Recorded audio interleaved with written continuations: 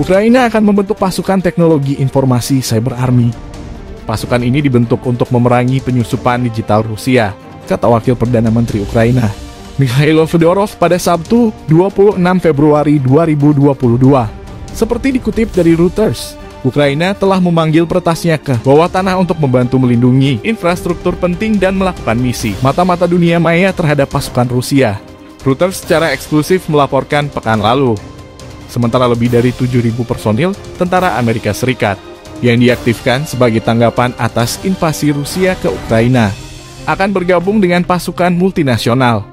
Mereka akan bergabung dan jadi bagian dari penempatan pertama pasukan tanggap NATO. Menurut Pentagon, pasukan itu akan terlebih dahulu menuju ke Jerman.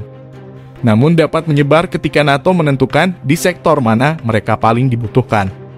AS memang tak tinggal diam menyaksikan invasi Rusia ke Ukraina yang telah memasuki hari keempat. Namun masuknya tentara AS ke dalam pertempuran masih memerlukan persetujuan lebih lanjut. Yang pasti pengerahan pasukan AS ke daratan Eropa akan terus berlangsung. Serangan tentara Ukraina dilaporkan menghancurkan konvoi 56 tank di luar ibu kota Kiev. Serangan itu juga menewaskan seorang jenderal pasukan khusus Chechnya. Konvoi 56 tank pasukan khusus Chechnya hancur berkeping-keping di dekat Hostomel, timur laut Kiev oleh tembakan udara Ukraina pada hari kedua pengerahan pasukan Chechnya. Tidak diketahui berapa banyak jumlah korban tewas dalam serangan itu, namun diduga jumlahnya kemungkinan mencapai ratusan. Di antara korban tewas adalah Jenderal Magomed Tushav. Dia adalah Komandan Brigade Penjaga Nasional Bermotor ke-141 pasukan elit kepala negara Chechnya Ramzan Kadyrov. Rusia melancarkan gelombang serangan ke Ukraina dengan target lapangan terbang dan fasilitas bahan bakar.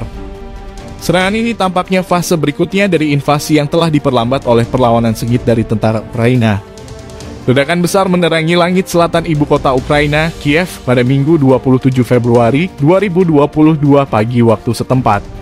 Api mengepul ke langit sebelum fajar dari depot minyak dekat pangkalan udara di Vasilkov, di mana telah terjadi pertempuran sengit. Menurut wali kota setempat, sebuah serangan rudal diluncurkan ke depot minyak di Vasilkov, dekat Kiev. Kata anggota parlemen Ukraina Anna Purtova sekitar pukul 2 pagi waktu setempat, seperti dilansir dari Fox News. Perdana Menteri Scott Morrison mengatakan Australia akan bekerja sama dengan Amerika Serikat dan Inggris untuk memberikan bantuan mematikan ke Ukraina dalam perjuangannya melawan Rusia. Saya baru saja berbicara dengan Menteri Pertahanan dan kami akan berusaha memberikan dukungan apapun yang kami bisa untuk bantuan mematikan melalui mitra NATO kami, terutama Amerika Serikat dan Inggris. Katanya, kami akan bekerja melalui saluran itu karena itulah cara paling efektif untuk melakukannya. Imbuhnya seperti dilansir dari RNZ, Minggu 27 Februari 2022. Pemerintah Jerman pada Sabtu 26 Februari 2022 secara dramatis meningkatkan dukungannya untuk pertempuran Ukraina melawan Rusia. Jerman menyetujui pengiriman senjata untuk Kiev dalam kebijakan putar balik dan setuju untuk membatasi akses Moskow ke sistem antar bank SWIFT. Invasi Rusia ke Ukraina menandai titik balik dalam sejarah. Ini mengancam seluruh tatanan pasca perang kami, katakan senior Jerman, Olaf Scholz saat pemerintahnya menyetujui pengiriman sejumlah besar senjata mematikan ke Kiev. Dalam situasi ini, ada tugas kita untuk mendukung Ukraina dengan kemampuan terbaik kita dalam pertahanannya melawan tentara invasi Presiden Rusia, Vladimir Putin, kata Scholz pada AFP. Seperti dikutip dari channel News Asia, Minggu 27 Februari 2022. Ia juga menekankan bahwa Jerman berdiri erat di sisi Ukraina. Dalam pergeseran dari kebijakan lama melarang ekspor senjata ke zona konflik, Berlin membuka toko Bundeswehr, berjanji untuk mentransfer 1.000 senjata anti-tank dan 500 rudal permukaan ke udara kelas Stinger ke Ukraina. Itu juga akhirnya menyetujui pengiriman 400 peluncur roket anti-tank melalui Belanda ke Ukraina pada hari Sabtu.